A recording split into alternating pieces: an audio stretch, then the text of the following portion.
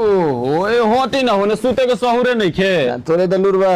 मार गर्मी से देह में चिपकी फेंक लाइन में कट गेल गर्मी में हमारा नींद ना लागे चलो छत पे सुतल जाई पगलाइल बनी का जी अभी हम नया नहर बनी कहाँ जाई गांव घर देखी तो का कही तब जाता नहीं हम तो सुता तो गर्मी गिरता कि माथा काम नहीं करत लाइन आगु चलो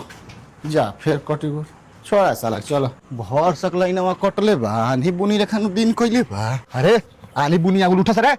उठ अरे उठ बिछौना भिज जाई धर धर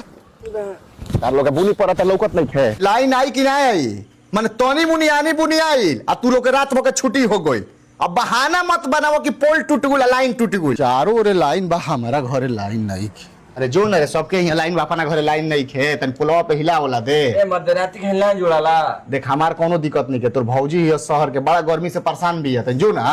तब भौजी के बाद तक उन तो जाता है ना रे हिलाऊ दबा के हिलेले से ना पोल पर चढ़े के पड़ी ना तो पोल पे मत चढ़ बारिश पड़ल बा अर्थिंग आइल होई लाइन उन मार दी छोड़ जाओ बरुआ चाहे मत बरो